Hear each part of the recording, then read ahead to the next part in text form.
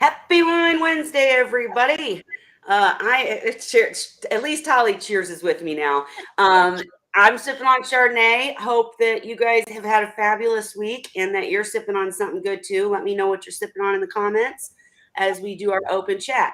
Holly wants to share a few things, but let me do my little spiel first. So today I have Ray, Holly, and Cheryl with me as per usual. They show up every week. Love it. So we've got lots of good advice if you have any questions about seahorses. Otherwise, it's just open chat. So let us know how you're doing, what's going on in your life with your tanks, whatever. It's, all goes on open chat. Also, Ask Seahorse Source Part 3. Actually, now that I've said it, let me pull up my calendar so I can be correct here. Is going to be the 13th. So 2 weeks from now, we'll be Ask Seahorse Source Part 3. We nailed down the date. And apologies if it's a little noisy in my background. For some reason, my AirPods are not connecting with this computer. So that's my big spiel for the front. But glad for everybody who's with us and get those comments rolling. Holly, I'm handing it over to you. Go ahead, ma'am. So I just wanted to share today my local brewery. So today I am drinking this. This is a Summer Break Session Hazy IPA from my local brewery, which is the Sierra Nevada Brewery in Northern California. And a close friend of mine works there.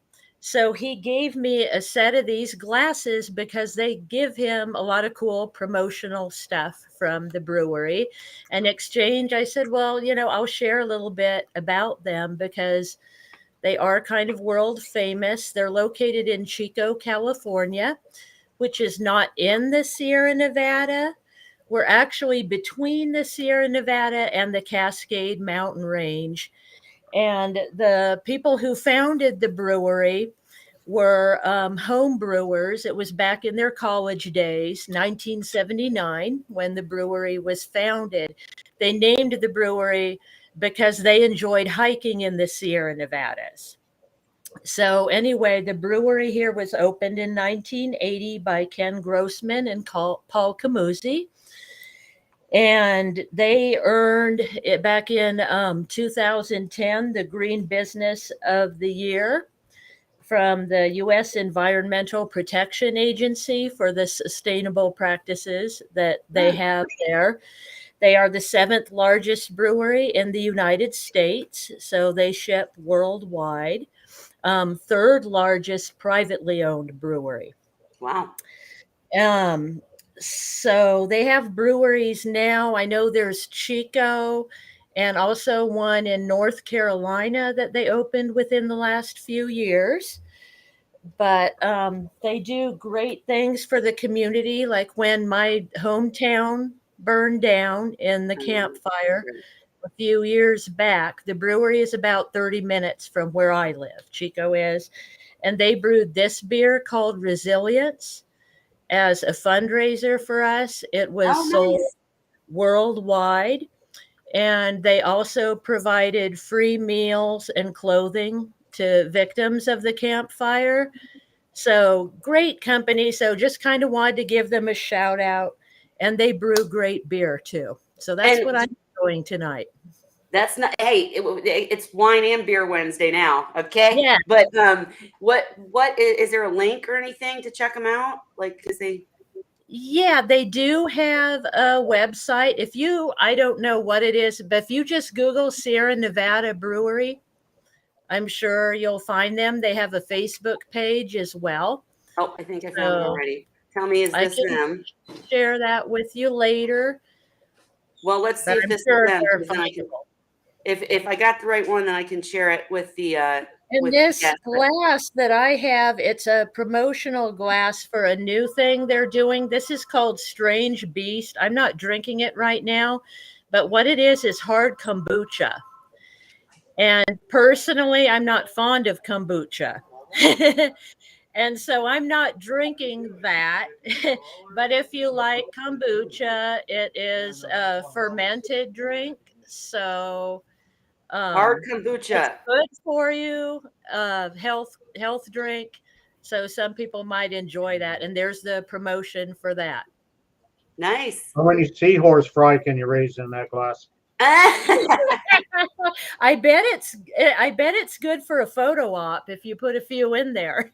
There you go. Well, very, very cool. I'm sorry, You I know, can't. I go can't ahead, see Cheryl. seahorses staggering around semi-drunk. Well, I Well, did on my Facebook. I posted a picture earlier. I was holding the glass in front of my seahorse tank, and my seahorse Candy got all excited about it. oh my gosh. So she approves of it. She wanted to know What's what was something in new? there. Well, we definitely support companies like that do things for Beer others. is a health drink. At Seahorse Corner said beer is a health drink, and I know that's not seahorse related, guys, but it's Wine Wednesday, and we support companies like that. Again, apologies if you can hear people in the background. My AirPods aren't cutting it today, so apologies for that. If it gets too loud over here, somebody just yell at me, and I'll mute myself. I probably will try What are to. your Thank thoughts? you for letting me share a little local. Yeah, cheers to them, and I'll put a link in the description. When actually, I'll do it right now. What'd you ask, Ray? What are earpods? AirPods? Are they They're AirPods? yeah, What are they? Earphones without wires. they're Apple connect to AirPods. They're So just how they're does just that make it so you don't have background noise? because when I have the air, we're getting a lesson now. Because when I have the AirPods in, basically the computer still gathers your voices and sends it to the stream, but I hear it through here, and everything that I say is taken through the AirPods, so you don't hear what's around me. Is the very generic way. Everything goes. So what I hear and what I say comes through these instead of me just sitting in a room where you can hear people walking around and stuff. It's just a better way to do it, but they're not working tonight. So, oh well. You can hear him. He's getting ready to go work third shift, so he's in there using razors and stuff. I apologize. Anyhow, Cheryl, Miss Cheryl, anything new with you? Anything new with seahorses? I see that Seahorse Corner said the sea shed's good. Babies are getting big. Couple piebalds in the batch. Fingers crossed. Yeah. Have yours had fry yet, Cheryl, or anything new? Nothing new other than I just saved myself $200 by changing my internet service provider and my cell phone provider. Nice. That was pretty cool. Yeah. Who'd you switch to? I switched to what's their name? Spectrum. See, I love every time I'm with a company, like with phones and stuff. We were with Sprint. AT&T came calling, and they were like, well, we got fiber internet, so they came calling about the cell phones, and boy, they gave me this deal that I couldn't believe, and I was like, holy moly. And then after a year, the deal was over, and I was like, You wait a have minute. to switch to change anymore, I've noticed. The problem is where I live, we don't have that many choices. Well, I think Cheryl's going to say Verizon something, but sending me a check for $50. Yeah, Verizon sending me a check for $50, and GVTC, who's local, I got the check here. Just sent me a check for $146.50. wow. That adds up over time. Well, yeah, and I wish, like Holly was saying, we've got the main options, but it's really still like very monopolistic, if that's even a word, you know. And like the electric companies, I wish there was more options for that, for darn sure, because if they are sucky or whatever happens, then you just don't have an option. Oh, Or yeah. like my son had a bill from like 10 years ago, and then when he got a place again, it was like, yeah, you still owe us for this. I think that was cable, but anyways. I just wish there were more options for sure, but like especially because once you get to jumping around, it gets to where there's nobody left. But the thing is, a lot of places only offer, like I remember with Sprint, I would be like I had Next Up, which used to be a thing where you could like every year trade in your phone and get a new one, but you wouldn't qualify for any of the deals, and all the deals seemed to be for new customers. And I'm like, well, why would you? I understand trying to get new people in, but wouldn't you want to reward your current customers? I don't know. Anyways, yeah, we're talking cable, phones. It's a What, racket. Cheryl? What'd you say? It really is. It's a racket. Yeah. cell phones Cheaper and for you in the States than in Canada. ISPs. What's it like in Canada, Ray? Canada rates are a lot higher here than in the US. Well, actually, we have the highest rates in the world for mobiles. Really? They tell us because the country's so big and the population density is so small, and it costs a lot of money to put all the equipment in to cover the country just to benefit a smaller number of people. Ah, well, I Like mean, we've only got a tenth of the population that you have. I don't know our what the actual area of Canada is compared to the U.S., but it can't be that much different. well, I don't know, man. Some of our bigger cities, you know, the more popular cities, people are on top of each other. But it's interesting that they can cover healthcare for everybody, but then your cable bill's higher. It's just interesting how the comparisons work, you know. Just don't Well, really have anything to say about it. Cable's not coming out of our taxes, so Right? No, Yeah. of course. That makes sense. Well, But still, when my HVAC went out back in February, my utility bill that month was over $300. With my new system, with highs in the hundreds for the last few months here, I've been paying about $125 to $130 a month. wow. That's huge. That is a huge difference. I don't even use my AC. Wow. And the summer months, like my bill this month was 136.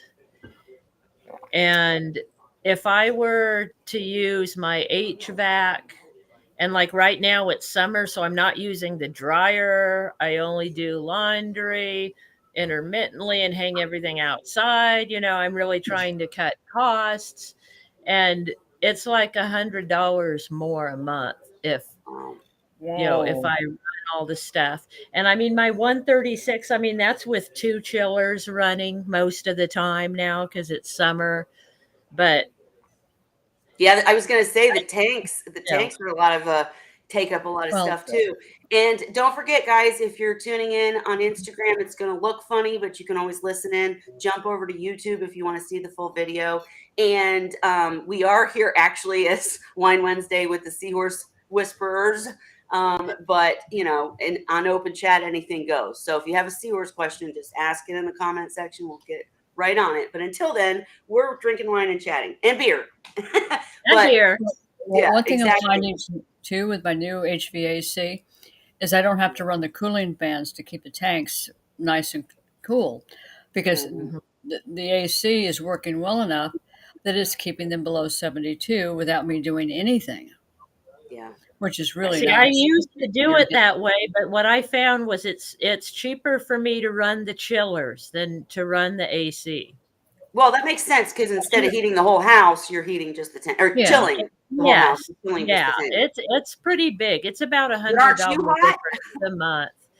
Well, the thing is, I'm used to the heat. I'm more a summer person than a winter person. Gotcha. So the highest I've ever seen it get in our house is 85 degrees. oh, I boy. can handle. I know, right? Me and Ray are like, I can handle 80s, but you got to realize, like in the town I was talking about earlier, where the brewery is in the valley, and I've lived there too. And they, in the summer, are in the hundreds. They're over 100 degrees, and no. a lot of us, you know, who are on a budget can't afford to run AC all the time at those temperatures. So we'd find other ways to cool off. We'd go to the rivers or the lakes, or I remember college days, people used to put in wading pools in their living room, and you'd sit around in your bathing suit in the wading pool in the living room. And You need to stock those with seahorses.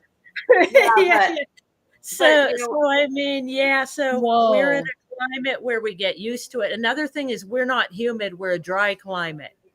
Yeah. Now, I've been to the East Coast, I've been to New York City. I spent a few days in Queens in New York in August. and their 80 something felt worse than our 100 something. Oh, no, you're right. Humidity, if it's humid, there's the wetness in the air. The wetness doesn't go away. Right. So it's not like that here. We're dry, so it's a little different. But yeah, it's hot. Well, me and Ray had the exact same reaction because I mean, like Sean, my significant other, he knows I'm spoiled. I told you guys we're looking to move, and I'm like, number one, have to have AC. I don't care what color it is, we're having it.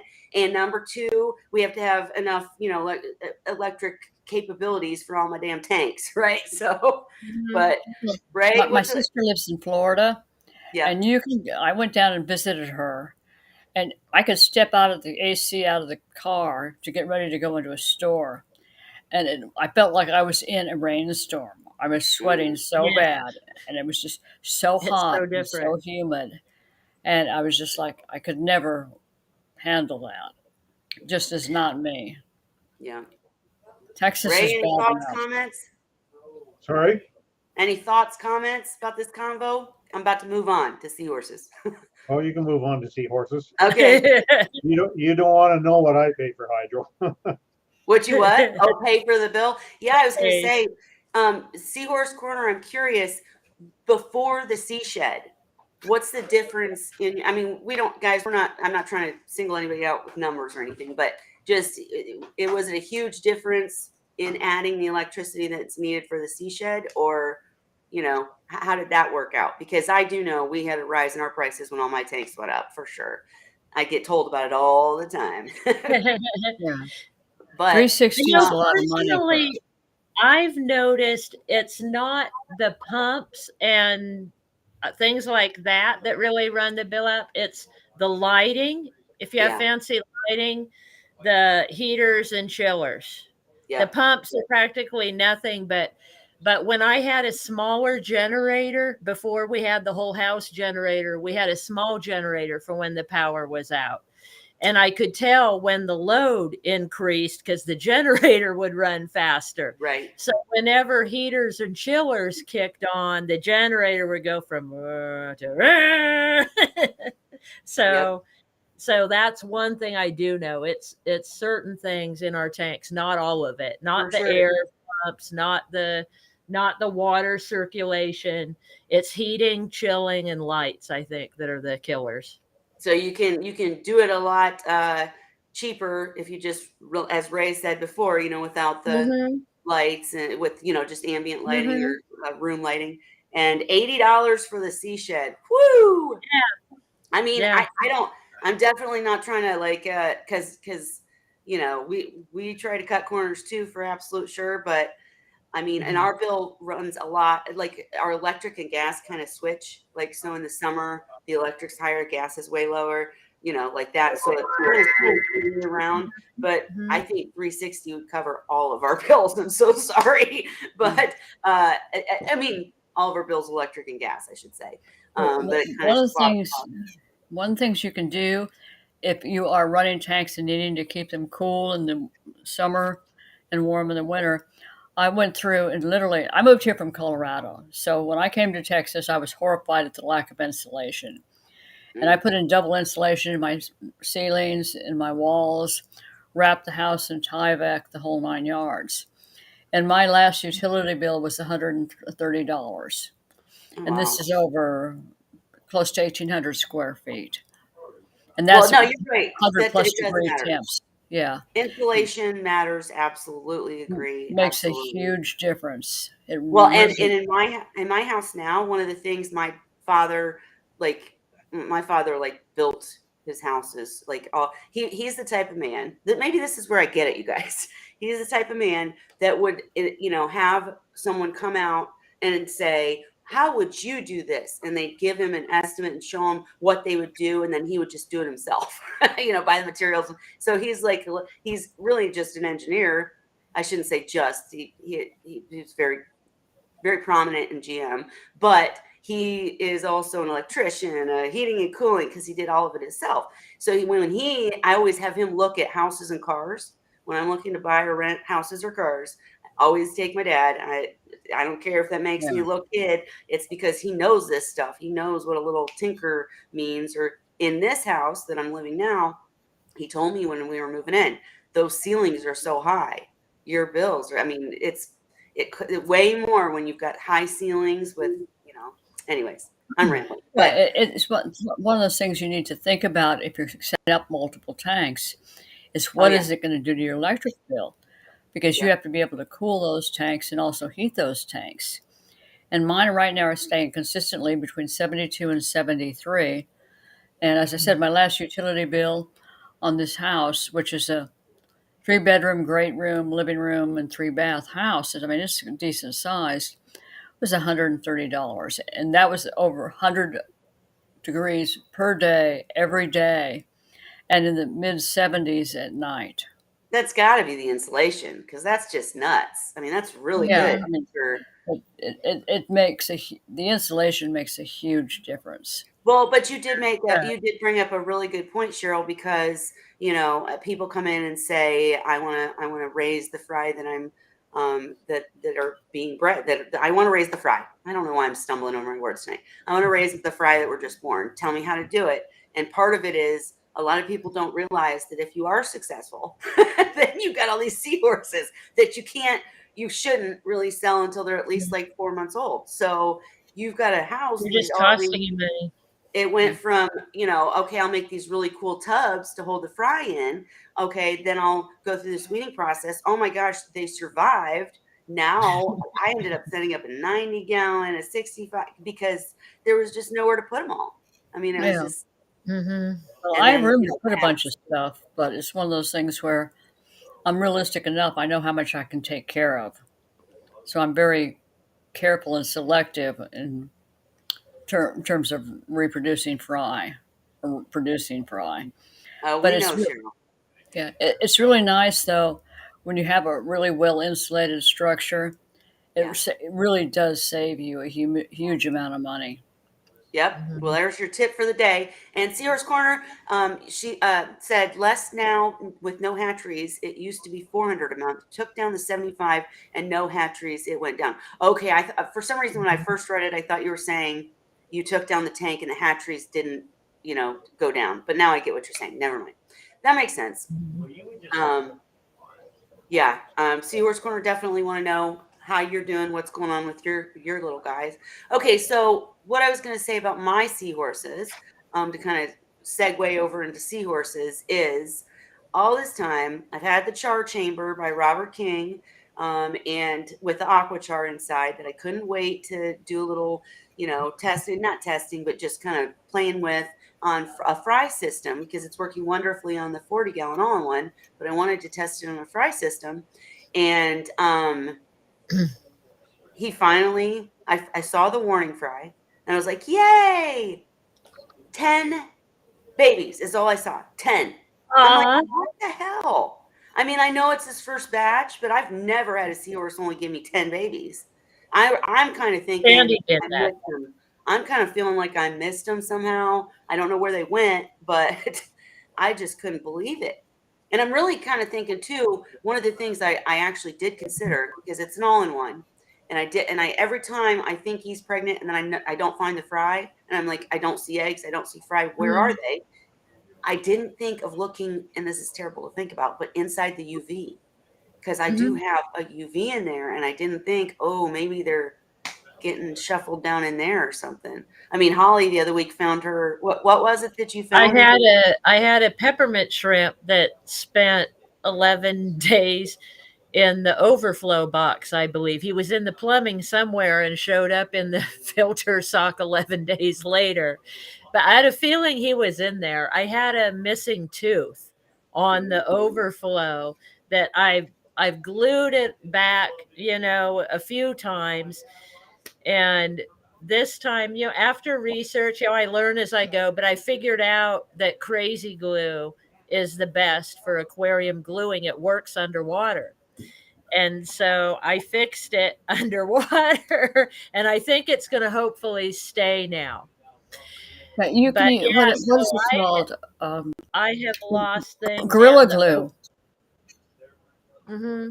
Gorilla Glue. Yeah. Yeah. And Gorilla Glue is non-toxic also works. Mm-hmm. absolutely. And Seahorse Corner said, I always do worry about glue, like what is okay for in salt water, but agree with Gorilla Glue. And Seahorse It Corner said, bonds like instantly and cure, yeah, and so you're pretty. I think you're pretty safe, and that's what I figured out is from people who do coral. right, That's of what they course. use. So Yep.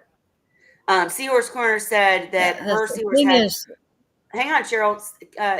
Heather said, Kelly, mine had a warning fry, and 8 days later, the rest of the batch. So, like, there could be he had more. like 10 and then more a week later, because I've never seen that either. But Well, two of usually, Sandy's batches were under 20, though. He had a batch of 12 and a batch of 16 that I was able to raise a few out of each batch. So it could well, be. hang on. Let me ask Ray and then maybe Cheryl. But Ray first. Does that indicate to you that he's just new at it and he sucked at it, or does that indicate a problem? If I mean, because you've never had a seahorse have 10 fry, have you? Never. All right. But the reason for it could be uh, a, a partial pregnancy where there was a big egg dump, and you didn't happen to see the egg dump because it either got blown away or it happened to locate in a different place.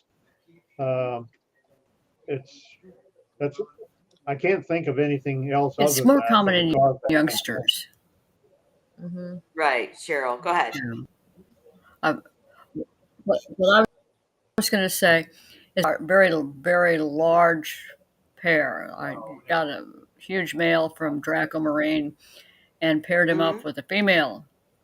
Okay, so I'm getting ready to go to work, and I know he's pregnant, so I got, and sure enough, he starts to deliver. Of course. Then in my grow out tank, which was on a good 6-8 feet away from their tank, all of a sudden a little pair of rays that had been hanging out behind the rocks that nobody noticed delivered fry at the same time. Oh, wow. And I remember looking at this going, you guys, what are you doing? And so here I am scrambling, collecting fry in 2 tanks instead of just one, and getting them in the nursery before I have to get to work at 7:30 in the morning. Right. But it was just so cute the way, because I watched them because I knew they were dancing behind the rocks, but I assumed that they were way too young to make any fry. And they delivered over 100. Well, if he Well, delivered okay, over 100, she just put the. first of all, hi, Shyla. So glad you're with us. Any questions or updates, please let us know and we can chat. And definitely depends on how many eggs they catch. And the good news is I'll have a better idea next month, because like I don't ever expect much with first batches, but I did expect more than 10. So I'll check and see if he has more in a week for sure. And then next month, he should figure it out a little better. This is how it goes. I've never had a seahorse have 10, 10 fry. They usually have 100. So I missed it though. Do you have them? Are you raising them? Did they survive? Yeah, they're very, You they're have a not, few?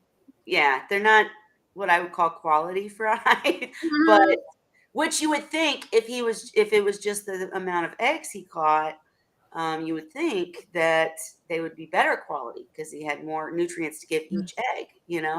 And just another reminder, guys, if you want to learn more about raising fry, probiotics, hydrogen peroxide, all that stuff, ask Seahorse Source Part 3. The most bestest one, in my opinion, will be on the 16th, 2 weeks from now. So definitely get with us on that day. But anyways, I mean, it's just a wait and You see. might get some though, because I got a few from when Sandy was having his little batches. I was able to get, like Scrappy Doo he was a lone survivor of a batch about 10. Well, but isn't it And- Scrappy Doo? You're handicapped? no, Okay, Mm-mm. sorry, I get them mixed up. No, I get them mixed I up. didn't raise Dandy. He came to me. Okay. But Scrappy Doo is one of the ones I raised, and he's big. He's really a healthy seahorse. But Yeah. he was the lone survivor of a batch that was under 20. Wow. And another small batch, the first one's like like the female that I sent to you was out Right. of the first batch Aphrodite. I raised, and there was only 5 of them that made it. Mhm. And that batch, I want to say, was another small batch. But you know So, what? That's still but the thing is, success. when there's less of them, you don't. I think you don't Right. have as Less much work. water stuff to Yep. deal with, and food is easier, and so you might just get somebody to live out of that. Well, I just want really quickly, I want to say Seahorse Corner said little batches. I know, Ray. Little batches are better for sure. If it depends on what your goal is. If you're just a hobbyist breeder, Yeah. You then just want some to make it. little batches are better. And my first batch, I had zero clue what I was doing. I literally was raising them in a macro tank. I mean, it was not sterile at all. It was, and little Cheryl lived. She was my first seahorse out of the first batch. Of course, there was hundreds in that batch, but she was the only one that survived my first batch, and she lived till a ripe old age, and she was great. I meant to make her this channel's logo mascot, but anyways, Well, go ahead, Cheryl. it also varies by species depending on what you're going to get. In the picture behind my head, that is a round nursery system. That is a very small cross section of a very young pair of what hippocampus engines produced. Right. And they are mind-boggling, trust me.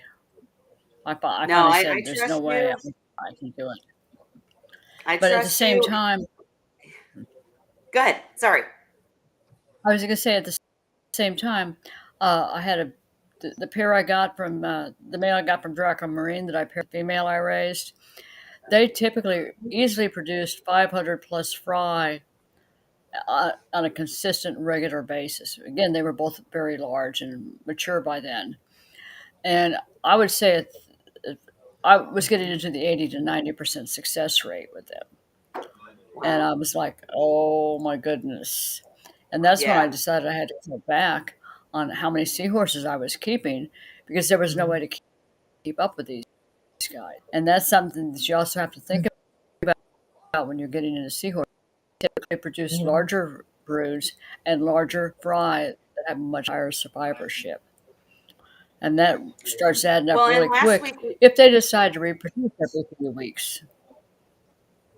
yeah, no, absolutely. And we discussed last week that, it's not like wrong if you choose not to raise the fry, or, there are ways to avoid having fry. Holly said last week, get 2 females and so on. And so there's options all around. And we just literally showed the difference between hobbyist breeders just enjoying raising fry and being happy if a few live, versus then getting successful and too many are living, versus a commercial breeder that's like all about the numbers. And another thing Cheryl just pointed out was conditioning your brood stock, right? So if your goal is to breed seahorses, in my case, I'm not set up well because I only have a couple pair. Real breeders, commercial breeders, will have multiple pairs separate that they can, swip and swap and see who does what with whom, and they can look for the biggest seahorse, as Cheryl just pointed out. I noticed when I had about, I'd say 7 or 8 seahorses in the 65 that were just adult seahorses. I was just keeping seahorses. I wasn't really trying to do anything anymore. And all the females, it seemed like, would flock to the biggest, baddest, my big old purple, huge male. They all wanted him. Ray, do you think that the size, like when they pair up, does the girl look for the biggest or baddest, or in fact, does the male chase the prettiest female, or how do you think it works? I have no idea what makes them attracted to one another. All I know is that you're definitely going to get a lot more fry as they get older.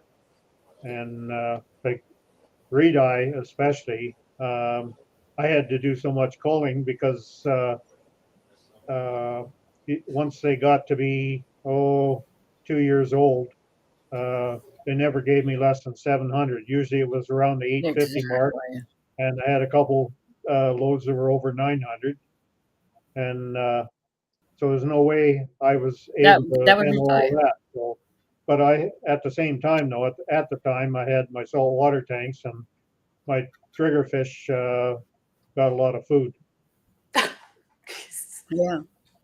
Right. Well, the thing is, there comes a point that you have to be realistic about how many fry you can raise. And this is one of the reasons why I keep my adult numbers very small. And I move out fry, about the 3.5 to 4 inch range, because I don't have a space for all the little guys to decide to start making fry also. And I realize that. But I love them, and this is why I do it. But it's one of those things where I also have to be realistic about what and how many I can keep. Right. And Another point. Oh, another point would be that when you're talking about breeding, not keeping, because keeping is a totally, like, I should be more than happy with keeping these seahorses. In fact, I should be glad they're not giving me tons of fry, but I miss the fry. So, and I'm not trying to be commercial. I just like doing it. Like they were saying, I just love raising them. I love seeing them grow big and them being from an egg to a freaking seahorse and doing all that. Anyhow, though, when we're talking about picking pairs and stuff, like I said, me just having two, I don't know even if they're first generation or F1 or however they say it, because when you get down the line, we've discussed endlessly that you can go down the line. There's nothing wrong with it. When you start seeing problems, that's when you should stop.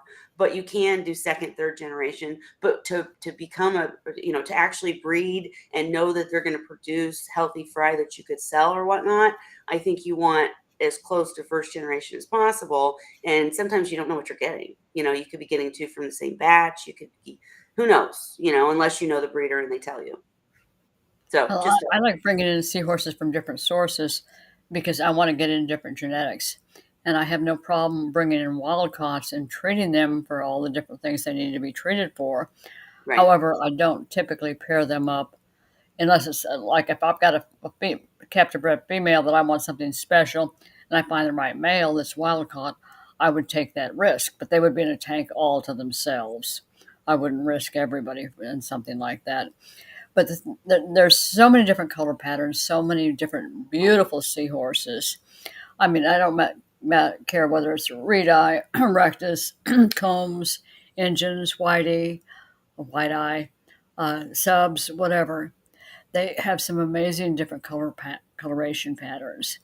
And in many many instances, those colors, particularly with the females, as they mature, they tend to keep those brilliant, beautiful colors. And the males tend to match them up when they're courting. And Yeah. I love watching them. I love being Absolutely. able to Couple comments on what you just said. Oh, wow. And I just read Heather's comment. My brain went, wait, droop, gone. No, but trying to raise too many can put other healthy ones at risk too, I think. So I separate weaklings from the strong ones at first. Absolutely. And that was my main point in even updating you guys is that the CHARCHAMBER experiment on the 40 gallon is already in progress and doing well. And I need to post some updates, but the fry comparison will have to wait another month because I didn't find it fair to do that with 10 fry unless they have more in a week, like she said. Mm-hmm. But yeah, I mean, everything you were saying makes sense, Cheryl. I know we absolutely promote captive bred seahorses. If you're new or if you're wanting seahorses, please buy captive bred. You have no idea how much it takes. Oh, There's there's a huge difference. There's a huge process in treating wild-caught seahorses before you can even use them for a breeding program or anything. Commercial breeders and people like Cheryl and Ray and Dan know and now, but I probably because it's intensive. So yes, the commercial breeders are going to want to bring in wild caught, but that's how this whole thing works. Like we're not. Someone last week was asking about protecting the seahorses in the wild. That's why always buy captive bred. We understand that breeders, the commercial breeders that are producing the captive bred that we can buy, need to bring in wild caught for new genetics, new blood, stronger seahorses for the market. But as hobbyist breeders, we should always stick to captive bred. Like I wouldn't even want to go. I talked to Dan about it once because I was like, I really want to get this breeding thing going. And when he explained everything I would have to do to condition wild-caught Yes. seahorses, they Yeah. are not frozen and they're adults, so they're stubborn. Treating them for deworming. I mean, I could go on and on. In fact, we have on this channel, but I think Cheryl wants to talk. Go ahead. Well, when I first started keeping seahorses, pretty much all that was available were wild caughts. And I can, first of all, rest assured, working with wild caughts is far more difficult than working with captive bred. But even more significant is the diseases that they can carry that are transmissible to you. You have to be very particular and be aware of. My first actual pair of, well, I actually had 2 pairs before that were actually net pen raised that did not do well. And I finally got myself a adult pair of tiger tails, hippocampus combs that were wild caughts. And I spent 6 months patching them back up. And I literally jumped out of bed every morning and ran in to look at the tank to see if they were still alive, because they were in horrific condition when I got them. Right. And somehow, but for the grace of God go I pulled up through them. And they had produced some of the most beautiful captive combs I've ever seen. But it's one of those things where I was a nervous wreck. I don't know how many hundreds of dollars I spent to get everything I needed to treat them, plus the 6 months of basic hell waiting for them to drop dead. Well, and now with the medication so difficult to get, that changes things. I mean, we've talked about comparisons, and that's another thing we'll hit Dan up for on the 16th is more comparisons. But we need to get Francis back in here for an update, because one of the things that Cheryl and Ray keep pointing out is different species and how different species, how that affects decisions and fry and et cetera. But in my case, like, I don't even know anywhere to get red-eye anymore, unless Alyssa has some more. But Yeah. I'm just saying, what, let me finish. So, ladies, we're going to go back to mute button. Well, it's like, wait, let me finish. So, with someone like Francis, who got help from Cheryl, that now has combs and barbori, and I think even another species that he's gotten out of the woods. Now, if he does breed them and he has the capability to breed them, we would have more on the market available. So we need people like him to bring back the cool species that we miss keeping. At one point, I had 6 different species in this house. No, I'm lying, 5. Sorry. If you count piebald, it's not really a species. It's just a type of erectus. So they're not really. Anyways, but I had all these different species in the house in different tanks, and I had this goal of having literally a seahorse wall where there were different species of seahorses, not too close where we would, transfer things, but like more like a room, not a wall. But I wanted to have all the different species in, just a pair of each, in tanks, just to show how they were different. And I got kind of far in my goal because I had like 5 to 6, but then now you can't find Cuda anymore in the U.S. I mean, can you? I can't, unless you're talking companies that I wouldn't probably deal with. Well, when I started keeping combs, the person that saved me and enabled me to actually raise them and do well with them was Lab Doc, a.k.a. Marty Valley, because he did the histopath that a friend of mine, Aaron Smith, sent him of one of the combs that had come in at the same time. And that's when we found out we were dealing with uronema. Mm-hmm. That's malaria. It is transmissible. Right. And it's one of those things where these are some of the things you have to think about, because many of the diseases that seahorses and other fish can carry are also potentially deadly to humans. And so this is why I always keep boxes of gloves around and stuff like that, because anytime I do anything, I glove up. Right. So that's something also, guys, that you have to remember. You have a 90% fewer chance of dealing with anything like that with captive bred. So Yeah. Go on, Carol. Yeah. Sorry. But it's one of those things you have to pay attention to what's going on. If you don't know what they're carrying, the best advice I can give you, protect yourself, because I've there's photos that I posted in seahorse.org years ago about people that had contracted uronema and Oof. a variety of other diseases from seahorses that they had kept. Um, and it's not pleasant. When you get into flesh-eating bacteria, which is common in the Gulf when it warms up every summer, Yeah, let's seahorses are not get into that. Please, let's not okay. get into that. I'm just saying. I'm just Yes. saying, protect yourself also. Well, and another consideration is also if you have captive bred seahorses, and as Cheryl was describing earlier, you bring in one that's wild caught or from a different source, or even any of that stuff, you're risking all of the seahorses you already have. So definitely captive bred for hobbyists for sure. But we appreciate absolutely. people like Francis. I have a question when you have a chance Holly, go. regarding this. So my question is about uronema and such. We talk about it with seahorses, but is that something that other fish have that they can transfer to the seahorses as well? Because a lot of people keeping community tanks, they might have captive bred seahorses, but then you go buy a fish at the aquarium store, that's bringing in the same risk. Potentially. It depends on the store. It depends on how clean they are. It depends on how much they know. It depends on the species. Therein lies the problem, is there's so many potential variables to try to mitigate the damage. And this is why I tell people flat out, anything you bring in new, if you're not 100% sure of where they're at, you need to quarantine them for a minimum of 6 months and watch them and Yeah. see if anything pops up. And I use a minimum of 6 months because that's usually how long, if I've got something that I know is infected, that's usually how long it takes me to clean them up. Yep. No, perfect advice. And I put the wrong word in the chat, guys. It's not Mycobacter. What's the myco one that's so scary? That's very Mycobacterium marinum. okay. All right. I put Mycobacter, which is actually a product. So I thought so. I'm all yeah. Anyway, the thing is, some of this stuff.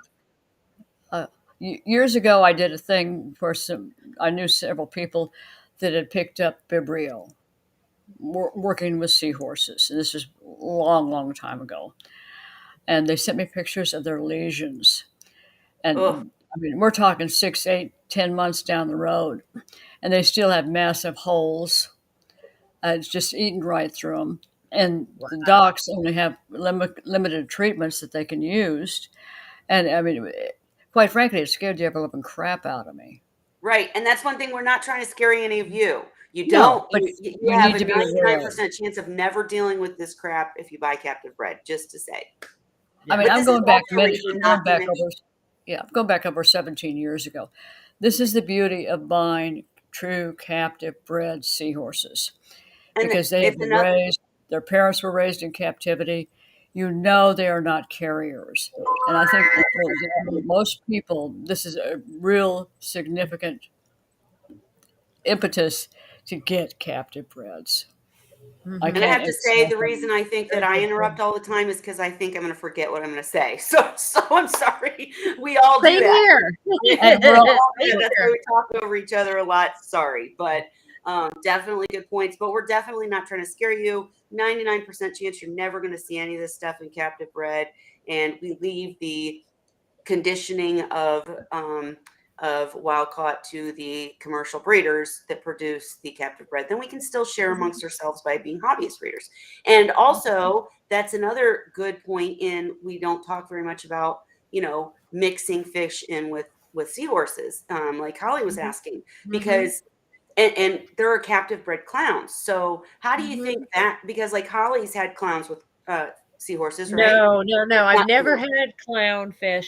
I've had the mandarin dragonets and gobies are the only fish I've ever kept with my seahorses. Who is it that has the clowns with the seahorses?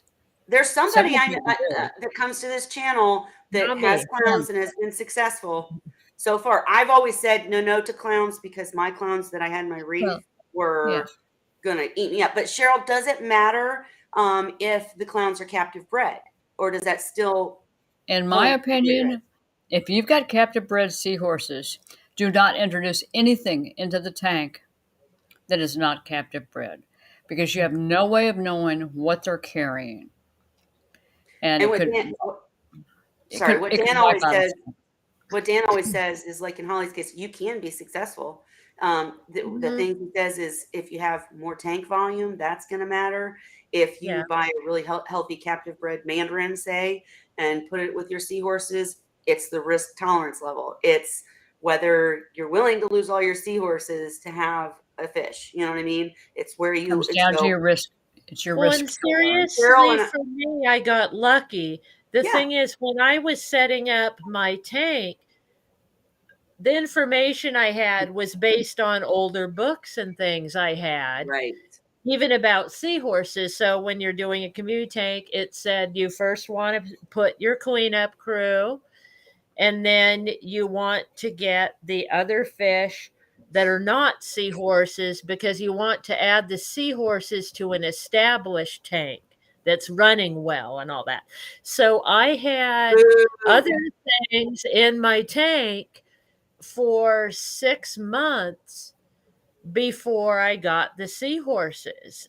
And then I went through a strange, unusual circumstances. We had a fire here and we were evacuated for a month right before I was ready to get the seahorses. So I kind of had to start almost over, because I lost everything in the tank and had to kind of recycle it. So then I got new cleanup crew, I got new fish, I still waited, and then got the seahorses, months later. But I didn't know at that time the risk of the fish with diseases with the seahorses and things. And I still have the same fish except for one. It's been years. I've lost some of the cleanup crew. I've got some left. I have a crab who's huge. I would never put a huge crab in with my seahorses, but they grew up together and they do fine together. So years later, he's still there.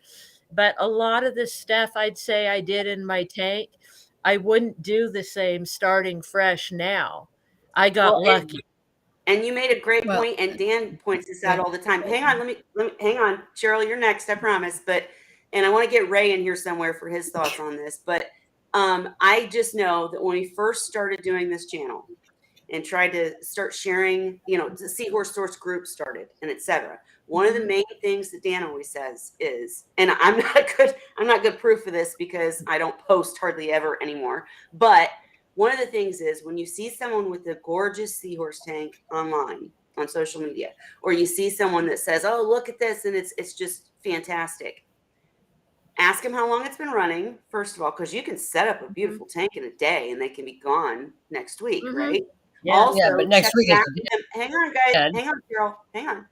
Come back 6 months, a year later, like we've been doing this, even just Wine Wednesday, for years. I did take a break from seahorses, to be 100% honest, after my mom died, but I still had some, but I wasn't, Anyways, my point is, definitely follow up before you see someone with a bunch of fish and seahorses. First of all, it could be a huge 300-gallon tank, which makes it more likely to succeed. It could be that they've had the fish for years, and they're docile, or they're level 1 fish to be with seahorses, or you're going to see a lot of people with no other fish, because that's the easiest way to be successful with seahorses. And I'm just saying, make sure I just remember when we started this channel, all of a sudden, all the popular YouTubers and Instagrammers and etc., all of a sudden they started getting seahorses, and they'd do a video and it had 20 million views. And I'd be like, that's wrong. That's wrong. Yeah. That's not right. What are you telling these people? And everybody's watching it. And now you go to their channel, there's nothing about seahorses. Where did that tank go? Where did it go? Yeah. Where did the seahorses go? Yeah. They didn't do well. It's like, and I won't mention names. It's like Shiloh said. Update. I failed to quarantine my mackerel and ended up with introducing hydroids in my tank. And I'm the one that says minimum quarantine time, any time you introduce anything new is a minimum of 6 months. And I've been saying that for years. And it's one of Well, those Cheryl, things where if you've got something that's going and going well, Mhm. you don't want to turn around and contaminate it. It's like my bucket list, one thing I truly want to do, and I may never get around to it before I croak, but I really want to get a pair of mandarin dragonettes and produce dragonettes.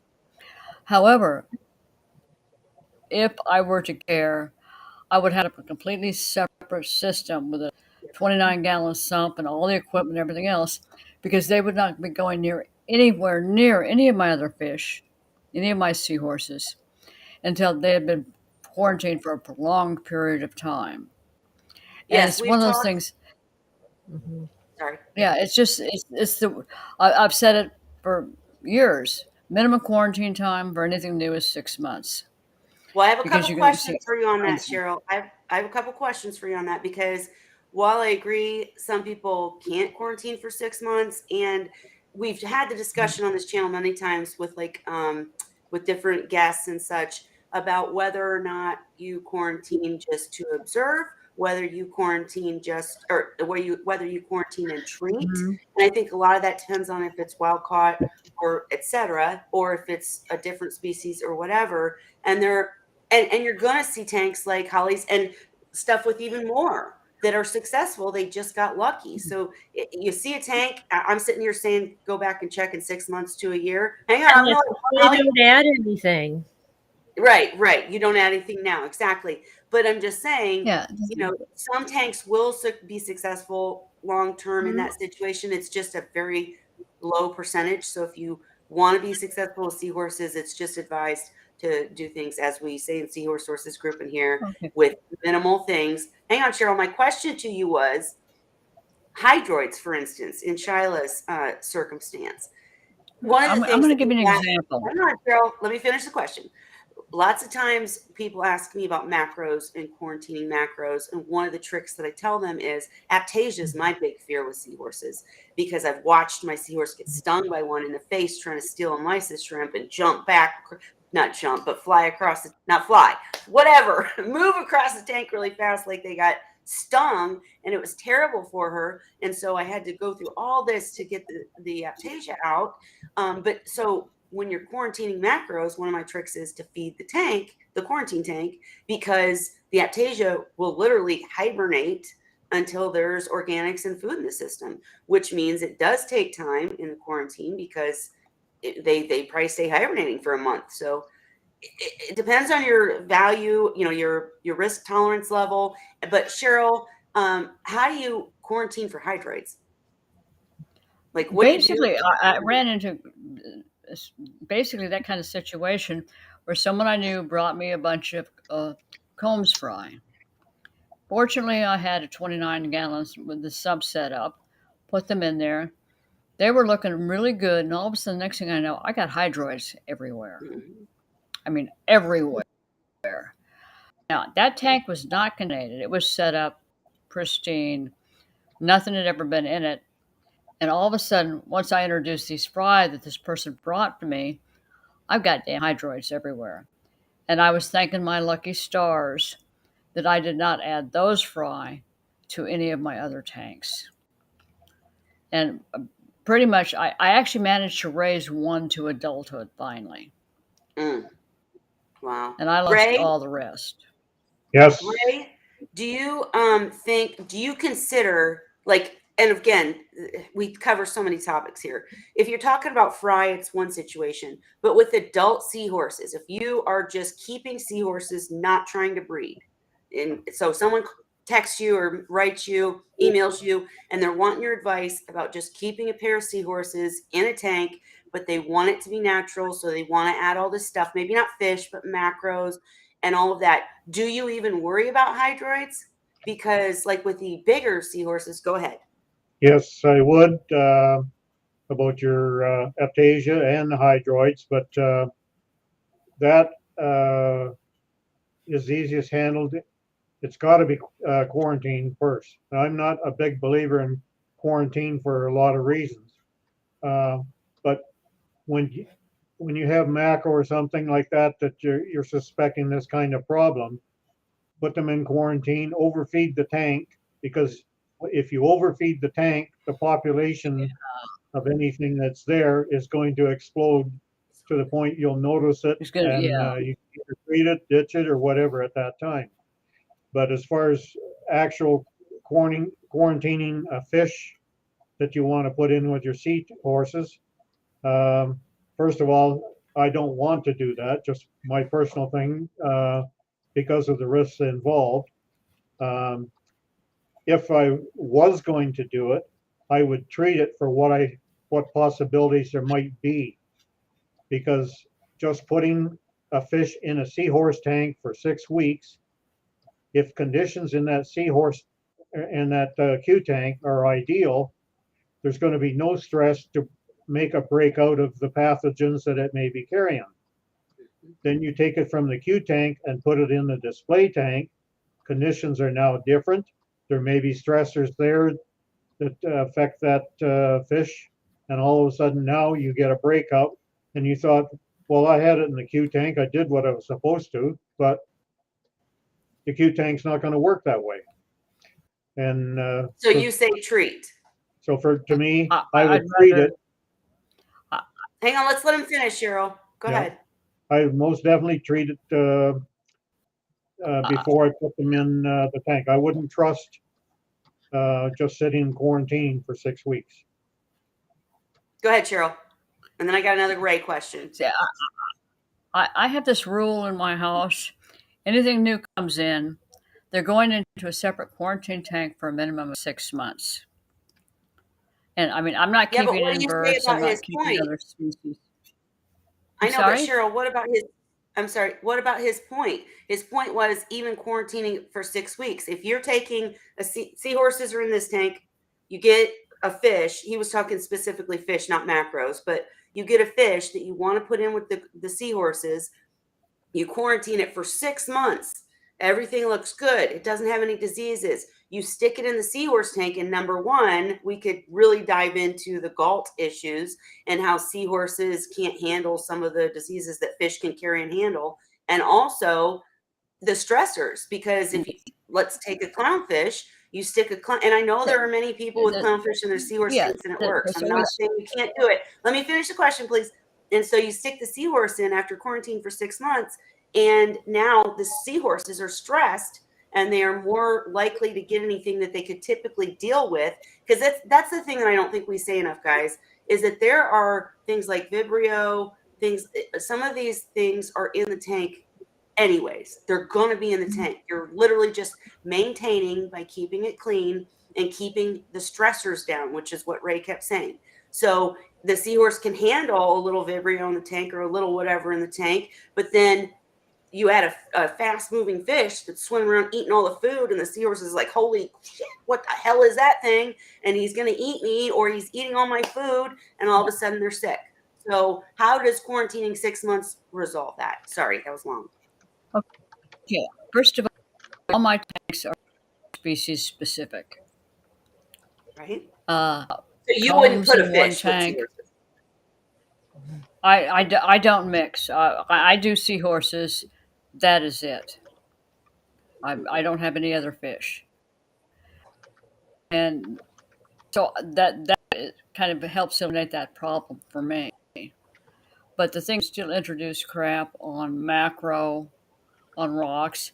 And this is why I really am very, very careful. I mean, if I'm going to bring in a rock that's going to go into a tank, it's going to get bleached, it's going to get treated for everything under the sun, and it's going to be sitting in the sun for several months. What about to kill macros and anything else. gorgonians, though?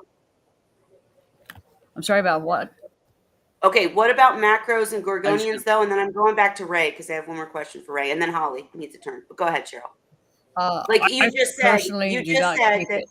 Sorry, I'm sorry. You just said that macros could bring in the same things. They can come in on snails. They can come in on anything. So how does quarantining and you get into inverts? You're talking about things that you can't do the same treatments that you could do on a fish or a seahorse. So Okay.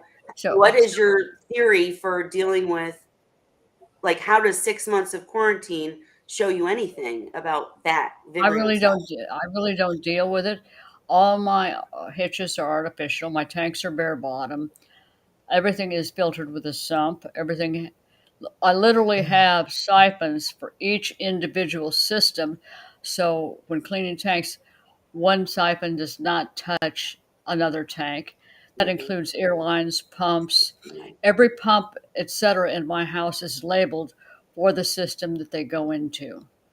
I know it's crazy, No, and some but people can't do that. And again, it's your risk tolerance level. You know, I personally yeah. just don't like with macros. I already told you my method, but it's not foolproof. I mean, I feed the tank, overfeed it, and then, you know, I hydroids typically, the hydroids that I've experienced, you can find the base typically. I know there's different types that you don't see the base, but like I had a gorgonia in my reef tank that had hydroids. I mean, you could see the little stems. I don't know what you call them. I'm not scientific, but the bases of the hydroids that would release the hydroids, you could find them. And literally, I would never put that in my seahorse tank. So, you know, when I get gorgonians or macros for a seahorse tank, I do quarantine. I feed the hell out of the tank. I don't treat, but I will rinse macros. I know Cheryl actually uses, I think, Bear or something like that, but I use freshwater dip basically, and then I put it in quarantine. So I freshwater dip before I even do anything. Cut out of the bag, freshwater dip. And some macros you'll lose due to that, just to be Yeah. clear. Yeah. Then you put it in quarantine, has to have light and food, because those are the two things that bring out aptasia, which is my big fear. And then again, we're not trying to scare you guys, because you can't keep seahorses without all these problems easily. Just don't add anything. And the other part is, even if you have problems, there's ways to treat it. But with Ray, you said you were talking about something different. So can you explain a little further what you meant? Well, when you were talking about it after I talked, you started talking about the movement of the fish that you had put in this other tank. Talking about the movements when you put it in with the seahorses, and then that movement is stressing the seahorses. I'm more, I was more into the fact that when you take that fish out of the quarantine tank and put it in with the seahorses, the, the stressors on that fish are going to allow that fish to, how do I say it? Like release? Release pathogens. Yeah, the stress on that fish will allow the pathogens to expand, Right. because when the stress comes, the immune system on that fish is going to lower. And it's an accepted fact that when the immune system goes down, the pathogens do increase, and that goes for us, animals, or whatever. Yeah. And then when they increase on that fish that you put in there, even though it didn't show any signs of them in the Q tank, now you have them in this tank, it's got stressed, and even if you don't actually see the pathogens multiplying, it's going to happen at some time, at some point, and obviously then at that point, then it's going to affect the seahorses. But the stresses Exactly. basically are going to affect that fish first. Like the seahorses might be also stressed at the same time by that fish you put in, but I worry more about the stress from the change in the one tank to the other, where conditions are different. That's causing the outbreak of the pathogens. That makes So sense. I have a question. Hang You on, know, it's Holly's turn to talk, and then we're going to go to what Heather's saying in the comments. But Holly, you got the floor. okay, so the main reason I don't quarantine is because I don't really have the space and the resources for tanks to do it, you know, for the requirement of it. So I'm wondering if when I was reading, like I said, that an older book years back was talking about, you know, how to set up a seahorse tank, and they said that they do better, you know, in a well-established tank, and you put the other tank mates in first and wait 6 months So I'm almost wondering if the reason they were saying that is because it's almost like a quarantine. You put the other fish That's that exactly what that I'm are doing. the tank mates for the seahorses first, and watch them and run the tank for 6 months to a year. And if you have no problems, then you add the seahorses. So, do you That makes guys sense. feel like that might be an efficient method to do a community tank for seahorses Well, without quarantine type? well, Yeah. as long as they're not, go to seahorse.org and look at the listing of The right Holly, tank mate. Yeah. Go, Cheryl. Holly, one of the things that a lot of people don't realize is I have a medical background, both in veterinary medicine. My ex and I used to operate a veterinary hospital together, and I also worked as a paramedic and in the ER. And as such, I've seen a lot, and a lot of what I recommend probably takes it over the top because of my medical background and the things I've seen happening with human medicine and the kind of problems that can exist. And the same kind of problems that exist for humans can still exist for fish as well. And that's probably why I'm overly cautious. And I agree, I'm overly cautious. But that's my background, that's my training. There's nothing wrong with being overly cautious. We appreciate you, Cheryl, and all your expert advice. You saved Francis's seahorses. But I think Holly's question is a So, good one. is Ray, that a method then people could use to establish a community seahorse tank? Is start with seahorse-safe tank mates and watch the tank for 6 months, a year, or a good long quarantine time, and then add seahorses. Ray, I want What you to do answer you that. guys feel about that? No? Well, like I say, it's hard for me to comment on it because I personally would never put another fish in with seahorses. Hmm. It's just that That's if I me was too, going to Ray. do it, Hmm. I definitely wouldn't put it in before I put the seahorses in the tank. Hmm. Well, Holly, my answer is I think that's pretty smart of you to pick up on that. And that if you're going to do that, right or wrong, again, risk tolerance level, I think that is a good way because you would avoid everything Ray's talking about because you wouldn't be stressing the fish by putting it in Hmm. the tank and everything Ray just described, where the fish then get scared, bad things grow, expand, get on the seahorses, blah, blah, blah. Because if you've already had Hmm. them in there for a year, they're comfortable. You add the Hmm. seahorses, there's still risk. Of course, you got Yeah, lucky. yeah. But I think that's a much better method And I'm than not talking about, say, quarantining. fish that aren't good with Right, seahorses, right. but I'll say that the two fish that I do have with the seahorses, I have no worries with those You have fish. no The problem. Yeah. mandarin dragonet, they made friends with the seahorses, and there's no, I don't think there's any stress between those animals. And for me, I mean, like I said, I got lucky. I never had problems between those things, but I don't add anything now because Mhm. I'm going to let that tank live out its lifespan with who lives in it. I'm not going to be adding anything or anybody because I don't want to start a problem. But that was Exactly. how I set up the tank, and it was based on like an old book I had about how to do a seahorse tank. But that, when we're talking about quarantine, and then I'm thinking about the length of time you guys are talking about, and I think back to what the book said, it Mhm. makes me connect that maybe that is why they said that, I because think that is a kind of quarantine. I think you're right. And I think that within a 6 month period, like I keep giving Cheryl a hard time about, well, if you're not Mhm. treating, how are you doing anything? But in 6 months, if you're You're going feeding to the see tank, you're going something to see probably. aptasia, you're going to see hydroids. I mean, you're going to see Mhm. them before you ever add the seahorses. And now we got a bunch of questions. So real quick, Heather said, I have hydroids sometimes in my adult tank and I don't worry about it, only in fry or dwarf tanks. And I asked her to explain. And she said, because they are a pain to treat and because the seahorses are large enough that the sting doesn't bother them unless excessive amounts. Fry and dwarfs can get trapped by a hydroid and be killed for sure. With aptasia, it's a tad bit different. You get aptasia in a tank, and I told you my big, huge, white, gorgeous female, who was my big breeder, went to steal a piece of mysis. I'm doing the action here from an aptasia. She didn't realize it was an aptasia and got stung and whoo, across the tank. It was terrible. And then I dealt with that once. What?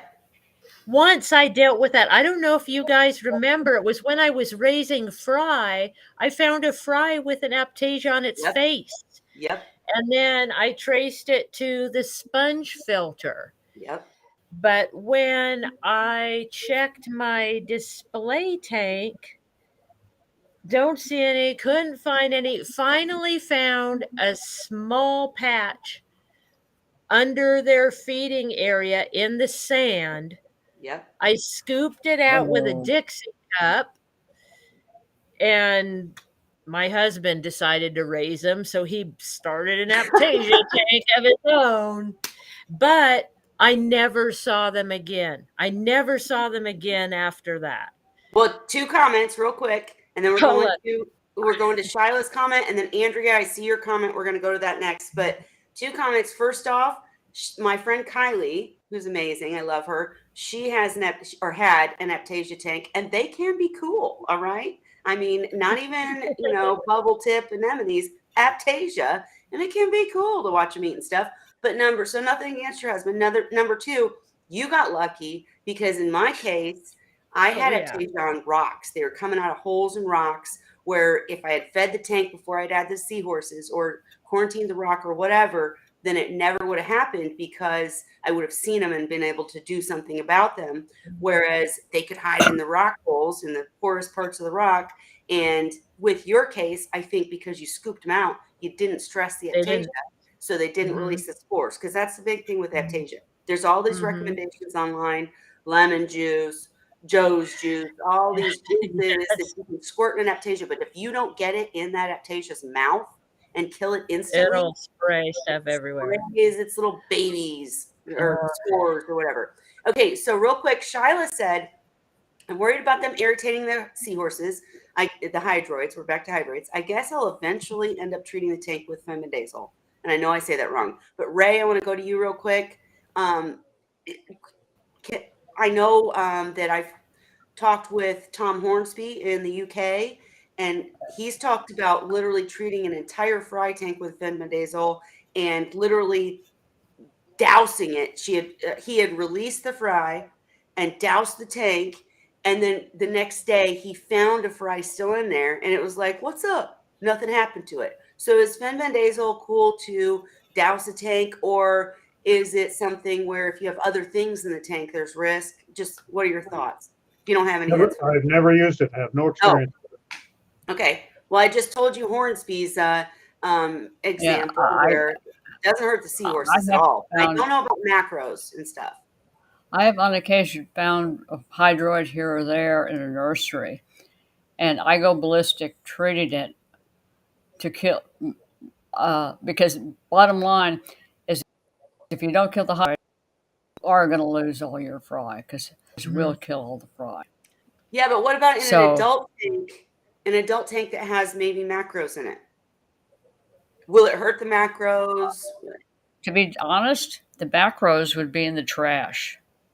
Oh, okay. It'd be the source, probably. Shiloh, let's ask Dan on. But I mean, if I would, my personal thoughts at this point is, when you're ready to, when it starts causing a problem for you, like if you want to do the fry, or if you see the seahorses start getting irritated, then try dousing the tank. And if the macros die, you'll see. Because if you're dousing the tank, it's killing them on the macros too. But, and if you see any stems, or I don't know what they're called, the bases of the hydroids, get them off too. I did that in my reef. But we'll ask Dan for his thoughts too when he comes back in. And okay. Anyways, that's all I got to ramble about that. Unless anybody else has something else. We have new messages. Okay. Oh, wait. Okay. I'm going to go back to Andrea, I promise. But Shyla also asked if we can't quarantine the macros for that long, would you advise treating the macros with Fenbendazole? That was my question and thoughts. And my answer, just to start us off, is you just never know with macros. Like I do freshwater dips on some macros and they melt. Some are like peppy. It just depends on the type and the species. If you want to get with me on the side, I can try to tell you what I've done with different things. I think Fenbendazole will be the same. Like some will not like it at all. Some will be okay with it. That's my thoughts. I can't give you an exact answer. Anybody else? I think, can't you buy, because I did have macros for a little while and I really wasn't into them, but I got them from Algae Barn. And I think, aren't there sources of macros where they're aquacultured and to Yep. where you don't have to worry about them bringing Cheers. anything? Yep. So Yes. if you get them from a safe source, kind of like the captive bred seahorses, then you don't have to worry about that, I think. Is that true? Terrific point. Yes, and terrific point. Yeah, not just there's Algae Barn. There's many places now that offer aquacultured macros. In my case, in my macro tank that I always brag and talk about, um, to be honest, it was all traded with other reefers and other other people in the hobby. So I didn't have that luxury, and I got lucky. Apparently, they all just took care of their tanks because I never had problems. But I know that now you do, and I often go with GFS for macros. Gulf. Oh gosh, I'm not going to know the. One thing I just noticed Hang on, about Cheryl. all Let me this, finish. With them, I definitely quarantine and go through all this process, and would possibly treat because you end up with this. But aquaculture is a great point, Holly. Go ahead, Cheryl. well, one thing's, hydroids are a pain, but unless they're fried, they're usually not lethal to the older seahorses. But Shyla just posted, make sure you don't have bristleworms or feather dusters. Panicure will kill both of them. Bottom line is, if you've got bristleworms in your seahorse tank, they will kill your seahorses. No doubt about it. And they will do it very unceremoniously. And it's not unusual because Well, the I hate to seahorses say don't. this, but Holly's got her hand I raised. will do that. Go ahead, Holly. I will. I had bristleworms for years with the seahorses with Still- no issues. Now I did eradicate them. I didn't like them. I didn't want them, but I never did have a problem with the seahorses and the bristleworms. But I knew there was potential for problems. The thing is, bristleworms, like I said, I used to have live rock. I got rid of the live rock.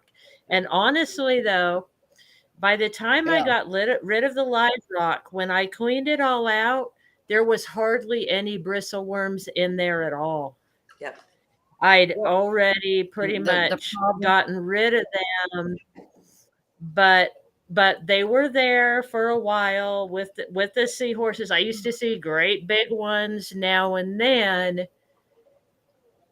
but I The think big ones aren't kind the of what problem. happened was the seahorses, I think, as they matured and grew up in the tank with all the things in the tank, Figured it out. And eventually I had things that